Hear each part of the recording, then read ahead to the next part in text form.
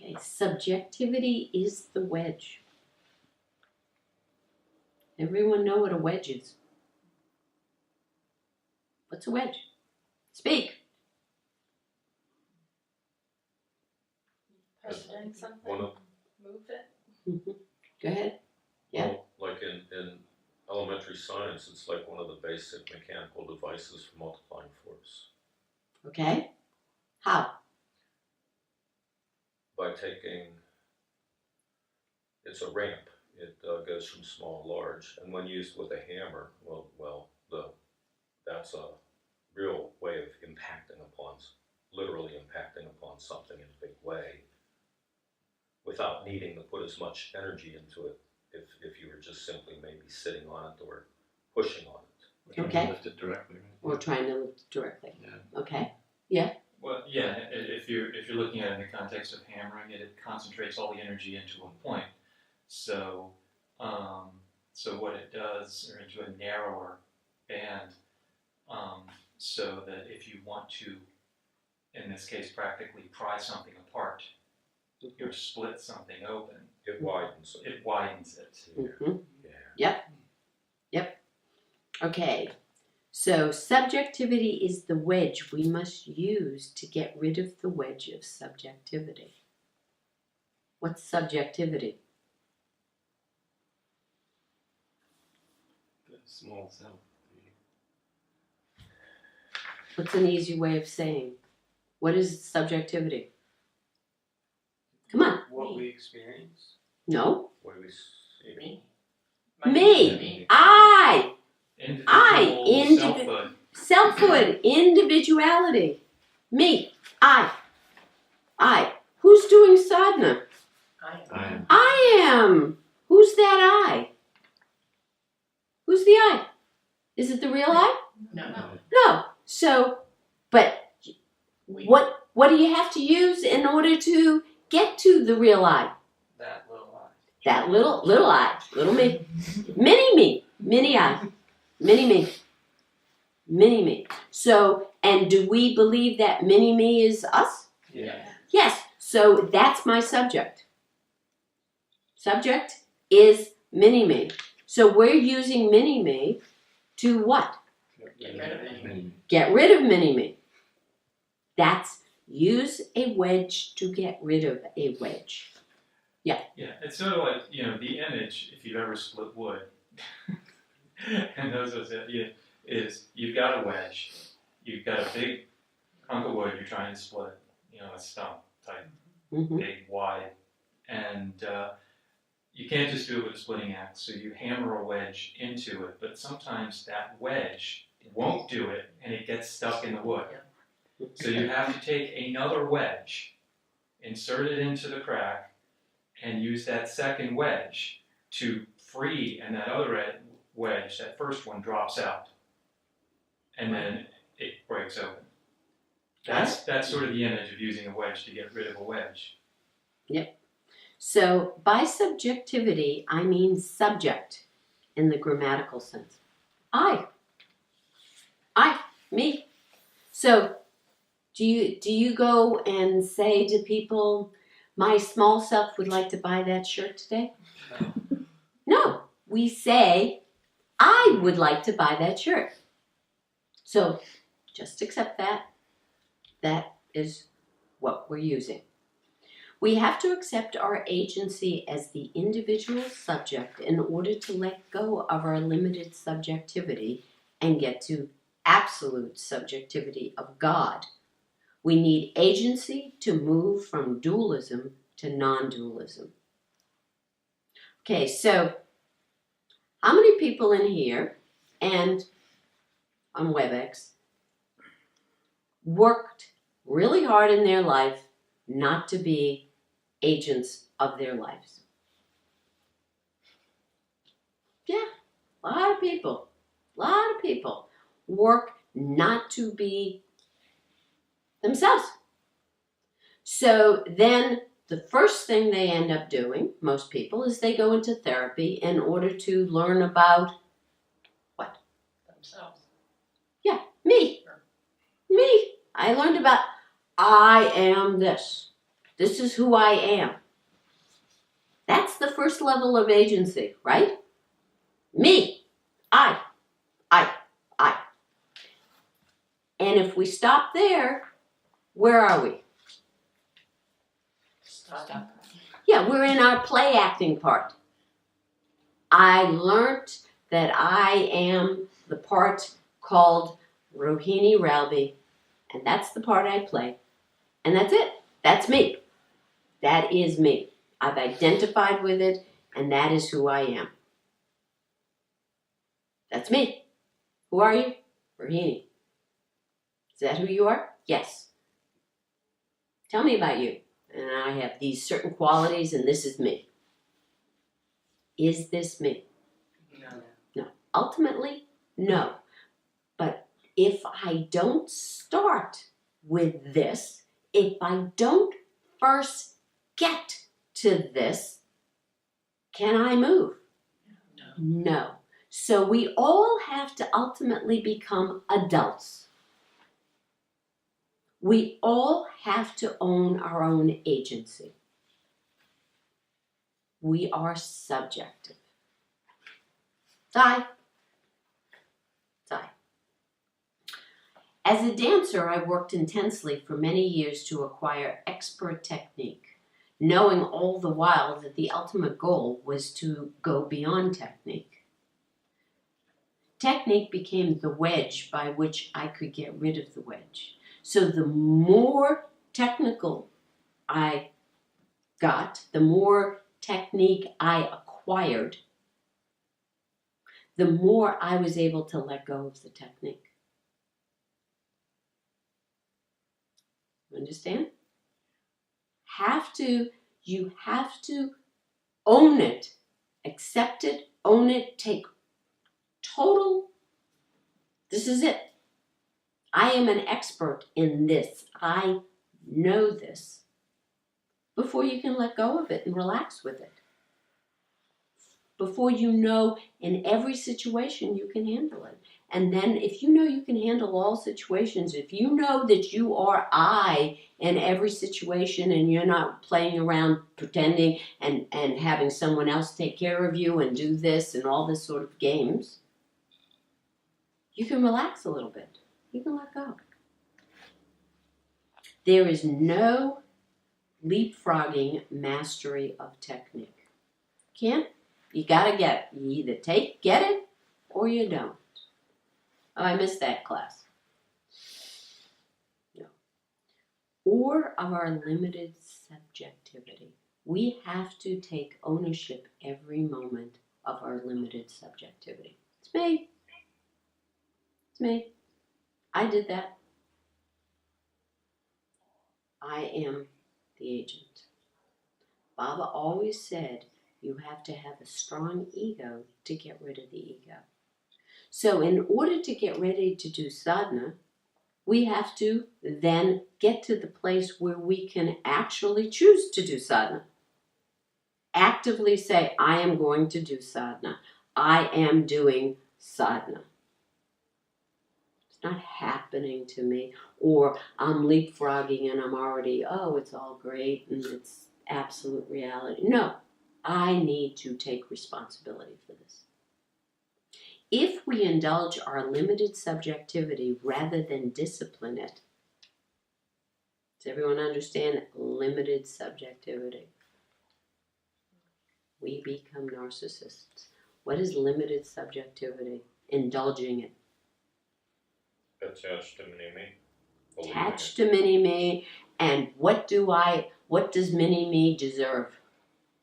Anything Mini-me wants. Anything mini-me wants. We make mini-me the center of our universe. Yes. Mini-me is everything. So whatever mini-me says, that's reality. So mini-me's will, or our will, is completely attached to mini-me. So I want this, I go get this. I want that, I go that. I don't want to do that. I don't feel like this today. It's okay, you don't have to do that. You don't have to do this. It's okay. You take care of you. We stop recognizing or valuing the hard work that it takes to get to mastery because we like the flash in the pan, moments of skipping over everything. It's kind of exciting to watch someone else. And so I think there's culturally, we celebrate that indulgence. And I think everybody quite enjoys the turbulence that comes with not really knowing what you're doing. Okay. One thing I'm going to ask is for you to speak a little louder when you speak, okay? Because it's a little hard. Absolutely. Aren't we excited when we watch others? Are we willing to see the work that other people have done?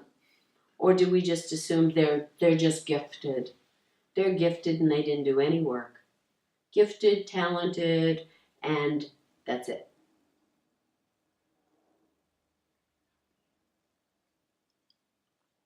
A lot of work. A lot of surrender. If they're really going, they have to actually surrender their attachment to the gift in order to do really well. That underscores as well the importance of really knowing what sadhana is and knowing how to articulate it. Because until you can actually say what it is that you're doing, you can't really be doing it all that decisively. Right. And so many people around Baba thought that sadhana was just chanting the Guru Gita. If they just chanted the Guru Gita, they did certain puja, they chanted other things, they sat and meditated. The Shakti would do it all for them. It was all just going to happen. So there wasn't, so the I, the agency, this subjective, was just purely showing up to do these certain external activities rather than understand. And if they did these certain external activities after having gotten Shaktipat, then the Shakti would just do. But what's the problem with that? We have to be active in our sadhana. We have to be active. So the agent has to do something. What is that? The agent just showing up for the external activities. Well, the agent has to be aware. Now there has to be right self-effort. Right. Exactly. And understanding what right self-effort is that the agent has to learn to turn in. To turn in, to understand what may or may not occur during those chants or during that meditation but it has to be a conscious effort. If we don't do that conscious effort at first, are we using the wedge to get rid of the wedge? No. The conscious effort of the I, of the agent, is to do the work of surrendering what? Itself. Of surrendering the I. And how do we do that? By getting out of the vehicle that determines the I. Who determines that small I? Mind. Small self. Is done in the head. Correct? In the mind. So if we then surrender, so that small self, if they understand sadhana, are going to do what? They're going to understand real sadhana. They're going to take their attention, small self's attention, everybody take the small self's attention, I's attention, your attention, and withdraw it, redirect it into the center of your chest.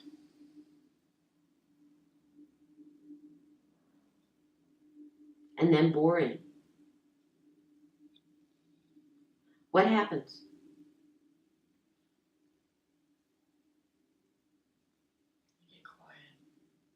So who shuts up? I do. Thank God. And if it's not chattering, if it's not image making, if it's not doing anything, is it there? Does it exist?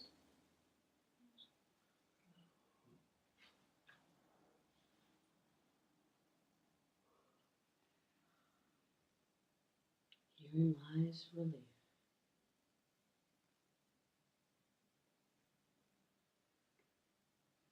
But if I believe that I, mini-me, is the subject, is there another subject? No. So how do I then do sadhana? What is sadhana according to the narcissist? Your God. Your God. So I'm just going to be a better, bigger, shinier mini-me. Yeah, sadhana to a narcissist is strengthening the small self. Yes.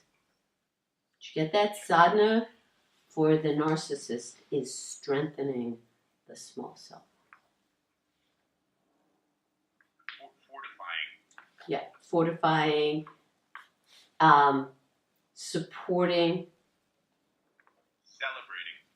celebrating. That's what I was looking for. Celebrating the small self.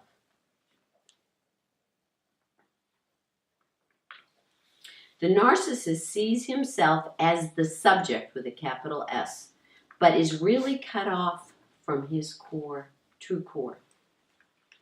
Right? He's the moon, thinks he's the sun. Thinks he's self-illuminating. Ignorant people see him as a confident subject and willingly serve as objects for him. What does that mean? You get agreement from ignorant people. Ignorant people, how do they see him as confident or her as confident? They're sure. They're sure. Well, they see that person being sure, Sure. and having this kind of energy of sureness Yes. and seeming They- solidity. Yes. Yeah. It's like, wow. They kind of become the moon to his sun. Excuse me? What do you say? It's like Become the moon become to the his moon sun. to his sun. Yes. Yes. Exactly. Exactly. In truth, our subjectivity is only a diminished echo of the infinite subjectivity of God. Diminished, shrunken. Who do we think we are? Who's mini-me? A diminished echo of the infinite subjectivity of Him. Right? Of God. We therefore have a choice, narcissism or real subjectivity. Can you see them as very different? Very, very different. Kierkegaard understood this when he wrote in his journal, "Subjectivity is the way of deliverance." That is, God as the infinitely compelling subjectivity.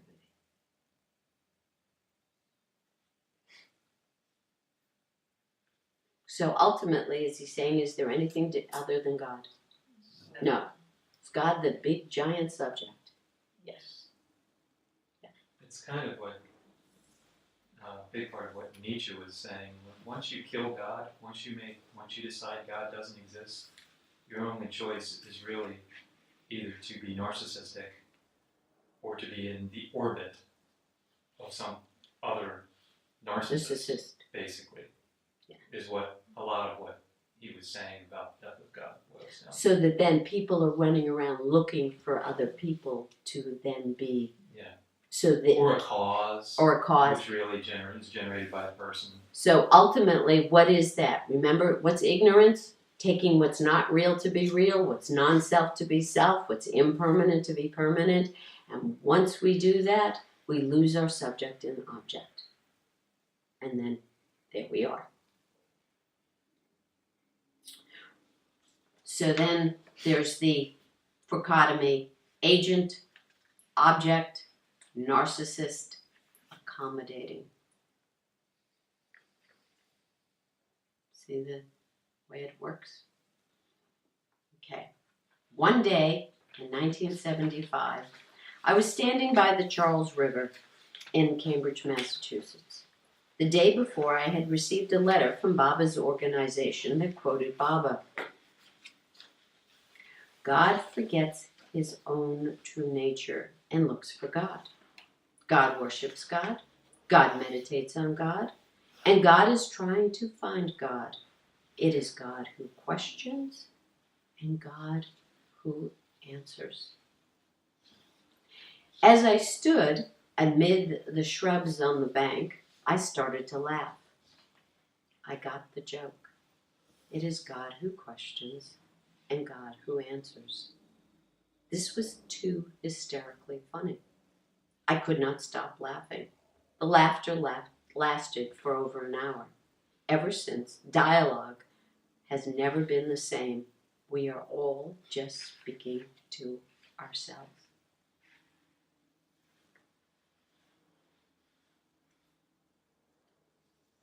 What's the deal?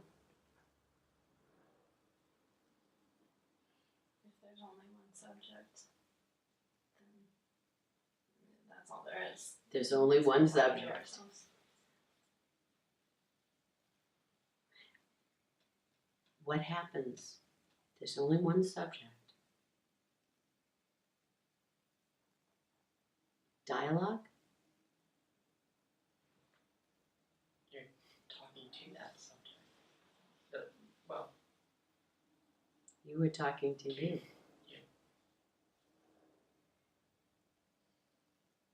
So if you hurt somebody, who are you hurting? yourself. If you're good to somebody, who are you good to?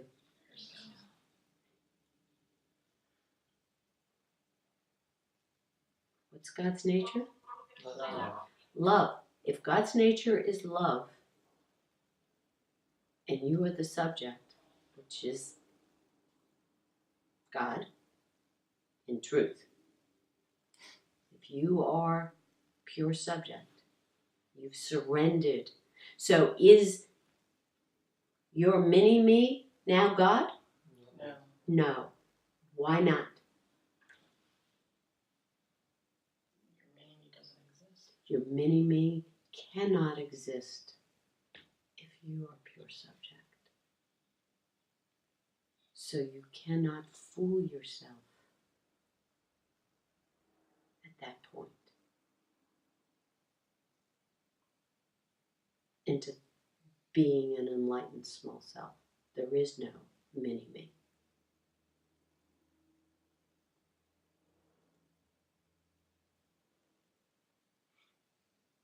Very important. That is the biggest point of the delusion.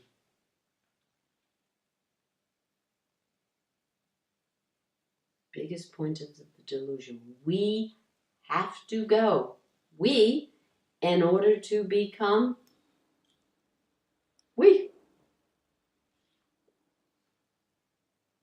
That's the joke.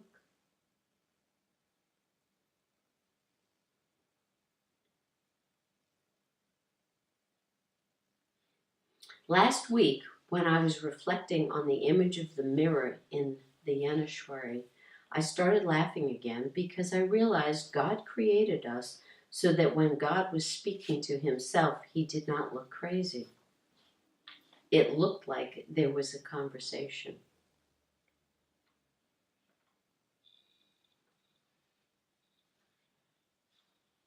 This isn't an idea.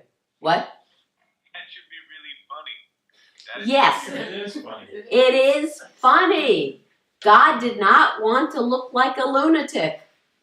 So what did God do? He created us, which is totally lunatical, if you look at it, in order to then have some conversation. To have a conversation. What I love about it is Susie gonna look like a lunatic too. That's right. That's the fun That's part. that's the funny part. Where the dolls at his tea party? What? Where the dolls at his tea party? Yes. Yes.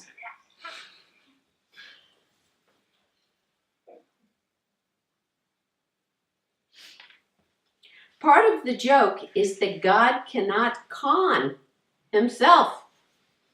There is only shusness when there is no duality. That's a joke, guys. Laugh. Cannot con himself. What's the nature of con? With. If there's only shusness, is there with? Is there duality? No. How does he try to con? How do we con ourselves? By believing that we're all separate. By believing that we're all separate. Determined. So the game is what?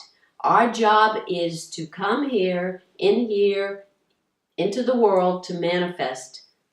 Learn that we are this small individual being, this mini-me, and call it I, and go running around doing all kinds of things. For whose entertainment? God's. And then, but we don't know that.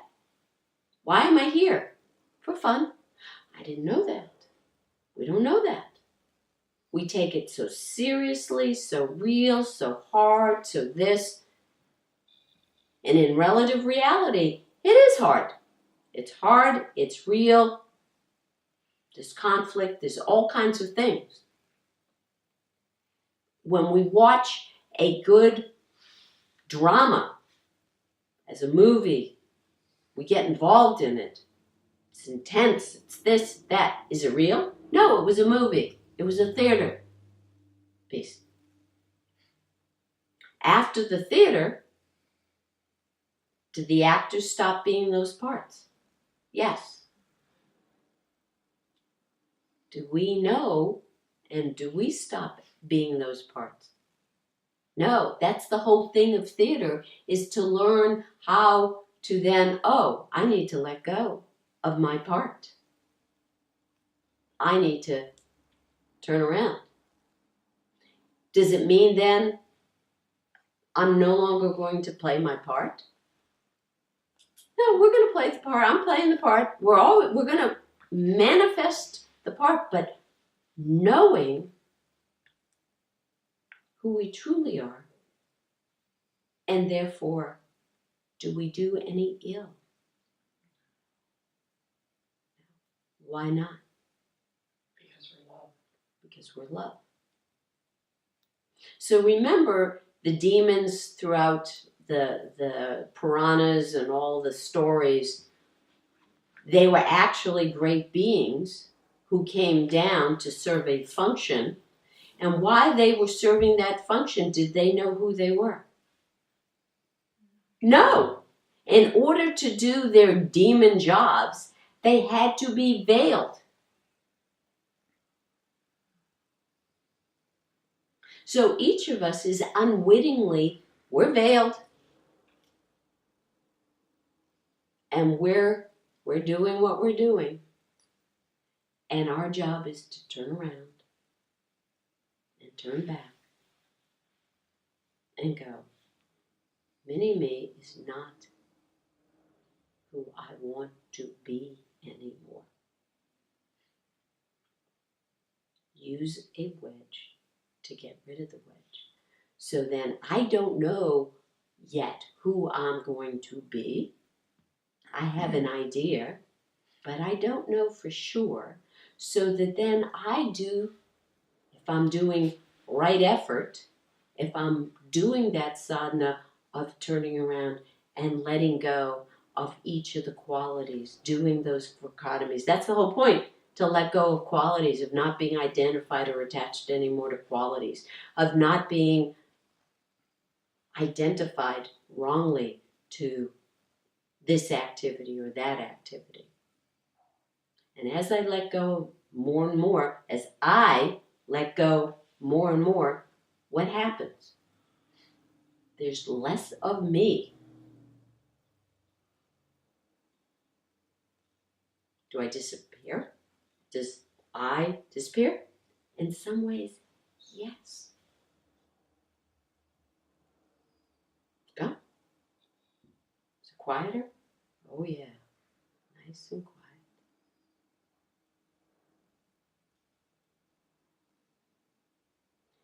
If I come back, mini-me comes back with a vengeance to do whatever it wants to do.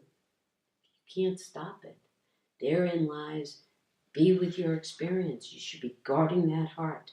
Be with your experience. Let whatever comes up come up and function appropriately on the physical plane. Because if you let mini-me take charge, are you going to be doing what's really right for yourself or others? No. That's what happens. And you think it doesn't really matter.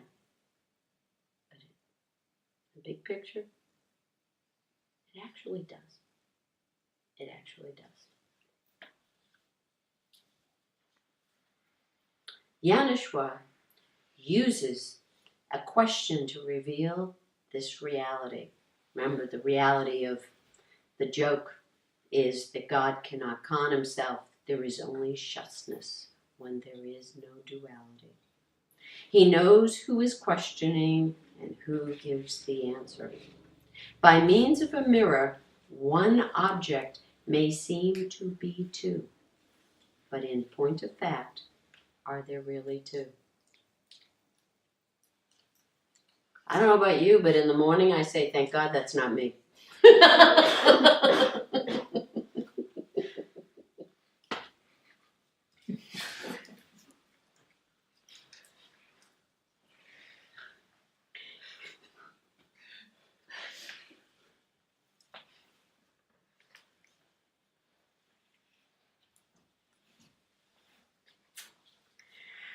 For us to resolve this conundrum, we use a wedge to get rid of a wedge.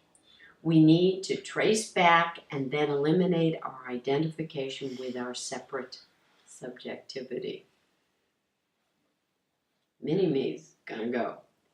We do this by questioning our small self and tricking it into facing that it is just a functional device and not who we truly are.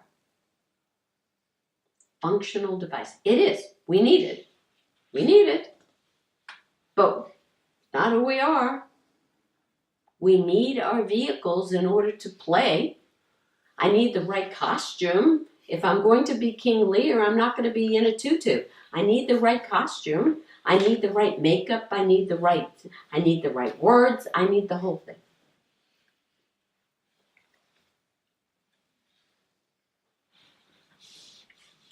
We use our small self to finally see that we are just a reflection in a mirror. And when we realize the seer, with a capital S, of the reflection, we return to our true nature.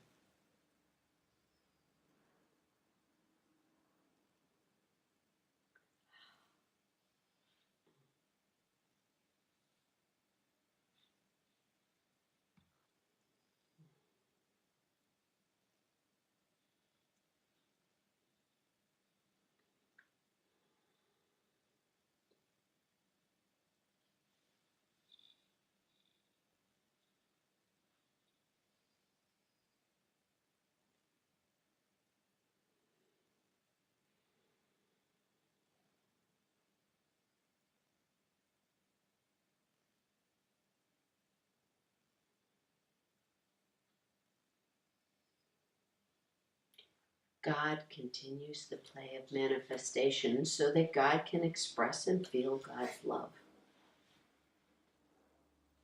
It's the whole purpose. Love needs an other. Yes. The great story of Ramakrishna was that he was a Devi worshiper. That was his main love. And he tried all the different religions and everything and got to the place of unity. But every time he went back, and he ultimately ended up going back to Devi worship because he loved that manifestation, because he loved to be able to love.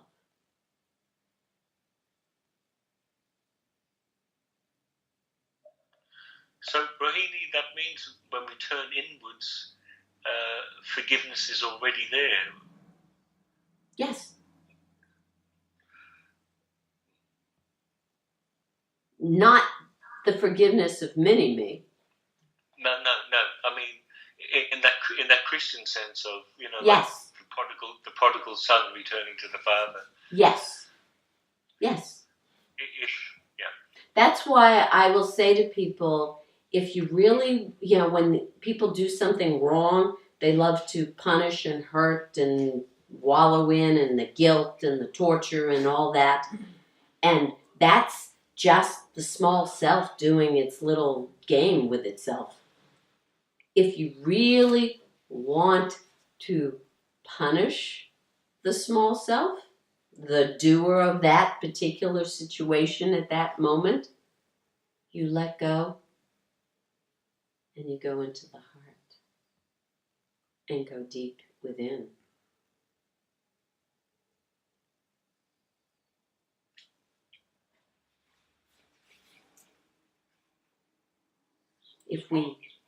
If we keep torturing ourselves, it's just a fun activity for the small self. And small self to small self forgiveness isn't actually forgiveness. It's completely an idea. Right. Oh, totally. It further reinforces the small self. Right. You can't do it. It won't happen. And you can make all the little ideas that you want, but those aren't real. If you let go completely and go in and are no longer caught up in your false identity, you then are in, as Max said, the ultimate forgiveness, the reality of forgiveness.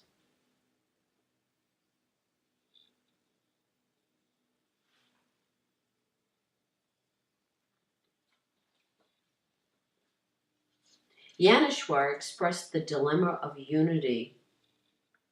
Love wants to be shared. Love wants to be shared. Just on the forgiveness, thinking about it, it's almost like the forgiveness is the forgiving for having been the small self. Exactly. It's not for the deed, because that's small selfisms. That's right. That's exactly right. That's exactly right. Ultimately, the forgiveness is for the initial ignorance. Mm-hmm. At which point, if there is something to be done appropriately, it comes from a different place and it's not about That's right. anything else but. That's 100% correct. That's exactly right. What is the ultimate sin or ignorance? It's ignorance. It's taking what's not real to be real. Being caught up in our false identity. And so when we give up that false identity, absolutely it's like, of course, it's just love. And there always was there. And so forgiveness is totally, there's no question.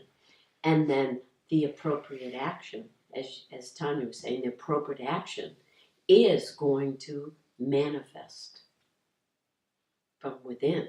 It's not going to be an idea that somebody figures out and decides. How many times have people go, oh, I did this, I need to do that? Really? You're still causing havoc. You're still causing a problem.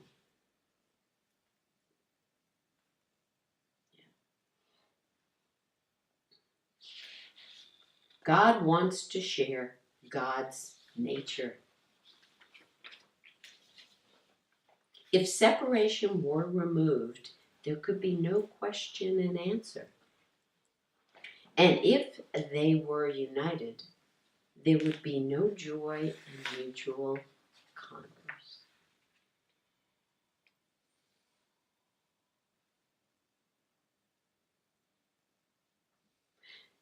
So in that sense, what have we done in the world? What we've done in the world is we've eliminated the actors. All actors are the same. There's no expertise. There's no acknowledgement of different. We're all the same.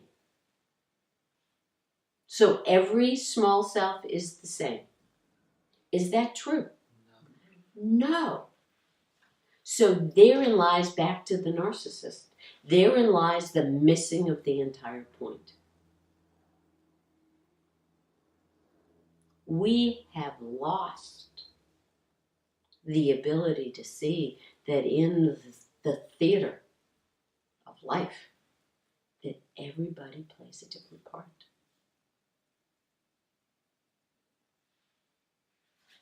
And it's okay.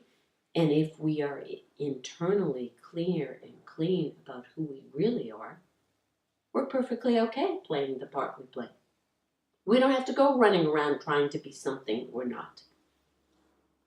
Or belittling someone who is better, stronger, more magnificent. We can acknowledge them to be, that's great. They worked hard. They got there doing what they're doing because they worked hard. It's the right thing for them. But everybody wants the equalizer. We're all equal. It's in relative reality, no, we are not all equal. In absolute reality, absolutely, we're all equal. There's only one of us. There's only one of us in absolute reality. We're all equal. Relative reality?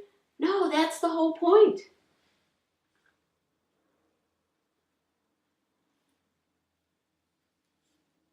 God wants to talk to the same image, same. So what do you want to talk about? I don't know, what do you want to talk about? Well, we talked about that yesterday. Well, that's all there is to talk about because we all both have the same thing. We're on the same. No, we all are. That's the whole wonderful. That's relative reality. Is all about difference.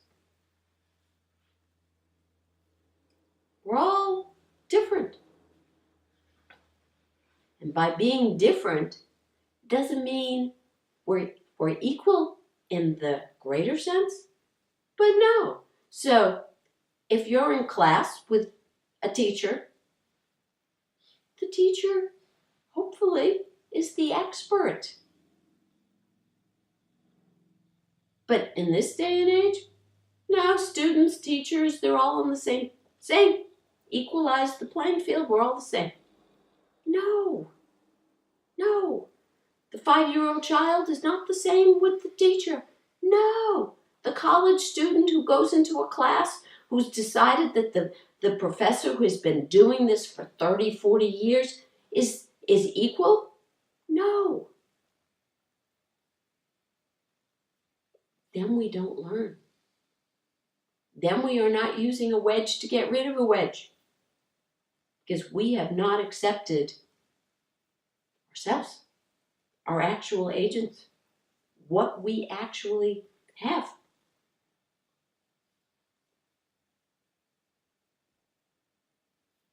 I'm not going out for basketball at this point. I could. Nothing should be stopping me. I don't want anybody to prevent me from doing what I want to do. That's That's mean. They're harassing me. They're trying to help me be not delusional.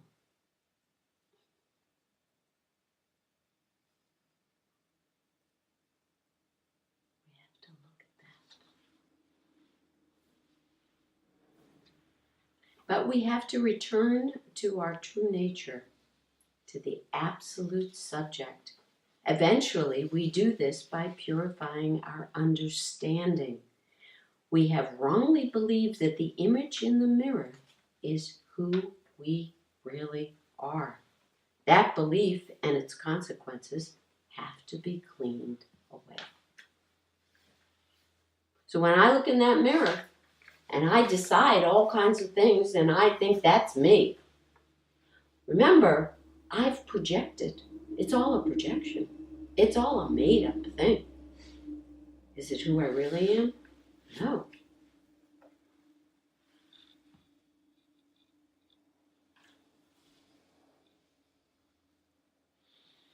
And I'm just going to get better and better with my sadhana? No. Use a wedge to get rid of a wedge. So if I'm going to do sadhana and I'm going to do right effort, if I'm constantly putting my attention back down into my heart, back down into my heart, because I'm the doer, I'm doing right effort. What am I doing to myself? What am I doing? Yeah, what am I doing? You're perpetuating your separateness and messing with. If you're just thinking it. If I just think it, no. If I'm If actually you're actually doing it. If I'm actually doing it, I'm doing my sadhana. Taking ownership. I'm taking ownership, and then what happens? I'm tricking myself. How? How am I tricking myself? I'm going to be enlightened. I'm going to become enlightened. You're redirecting your attention and the will to a degree that you're actually sort of leading the small self to where it will actually get dissolved. That's right. Because it wants to go there, but it doesn't really get what's going to happen to it there. Exactly. So sadhana, if you're going to actually do sadhana, you have to convince people. You have to convince our shrunken selves that the best thing to do is to go here. Into the heart. Go into the heart. And what will start to happen, there'll be experiences of love and sweetness and all kinds of things. And who will then think that they're having it? Small self. It will start to take ownership. And then what do you have to do? Do it again. Do it again and again and again. And what will start to happen? Be less and less of the small self to take credit for it. Exactly. What do you need? Can you do this by yourself? No. No. I know I couldn't. Needed a teacher. Why? Because we are experts at deluding ourselves, and the teacher is the expert at undeluding us. Yeah, totally. Oh my God, we're such experts at convincing ourselves that we're somewhere where we're not. Oh my God. Because the counter to the trick that you're advocating is the trick the small self plays in order to convince you that the object is the subject. Repeat that. So what we have to overcome is the tendency to mistake the object for the subject, the object of the small self as the subject, the pure I subject. Right. It's like you're shifting the locus of subjectivity, so Yes. to speak, or Yes. the recognition of where it lies. That's right. And so the struggle, so to speak, of practice is getting the small self to think it's good to give up that center. Right. That's exactly right. That's exactly right. You have to displace it. It has to decide that it's good for it somehow to be decentered. That is the entire trick.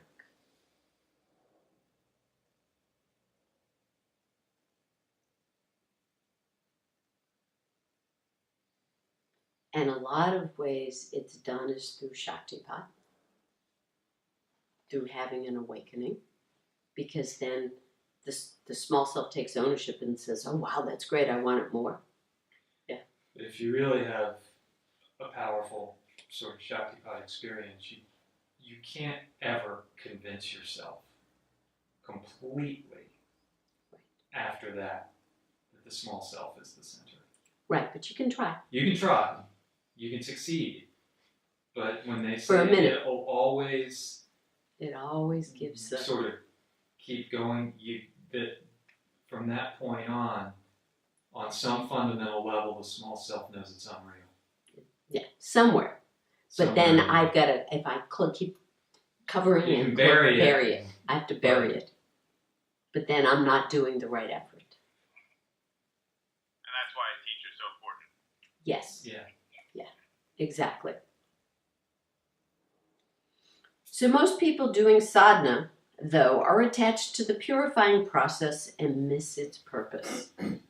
I am the best mirror cleaner ever, they say, and because I am so good, I am always looking for and finding dirt so that I can be the best cleaner. My tools are the best also, cleaners, sprays, buckets, cloths, etc. The mirror is very important to me so that I can be a cleaner. If the mirror were clean, there would be nothing for me to do. No mirror, no me. When we finally let go of the mirror, we are nothing, which then allows us to merge with the illuminator of the mirror, the self. We then are no longer the doer.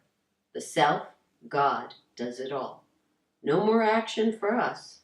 Our only agency is the subject. As we lose the mirror, and with it our function and identity, we are using the wedge to get rid of the wedge.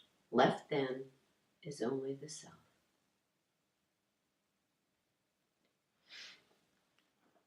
Clear?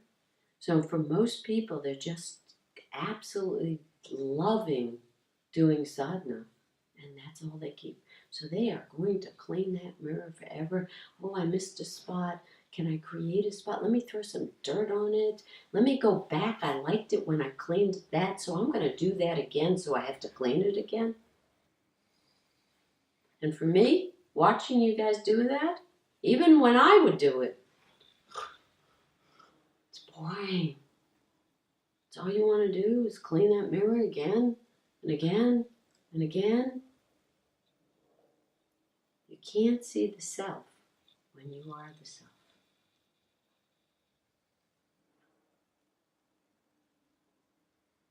I used to watch Baba enliven his vehicles so he could engage with all of us and share the bliss of God as the bliss of the world.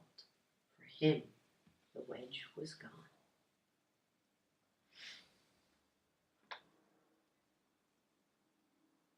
He'd actually each vehicle enliven, and then he could talk, and then he could relate.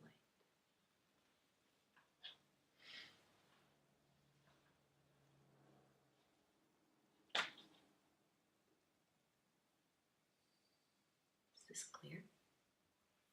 Or clearer?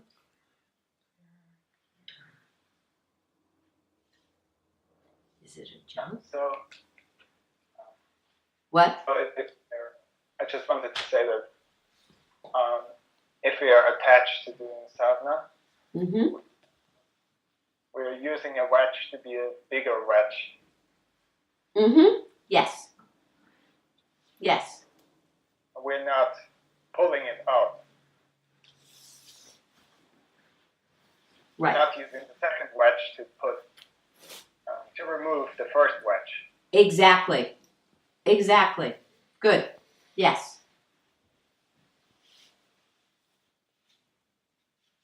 We want to get rid of the wedge. And it has to be, we're tricked in order to then get to be who we really are.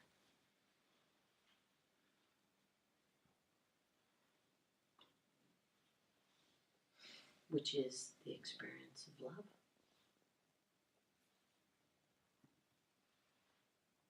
And it's quiet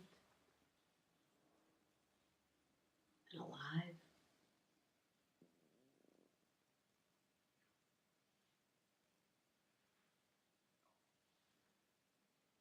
Just is. So, be with your experience, whatever it is. Let whatever comes up from that experience come up and function appropriately on the physical plane. Thank you.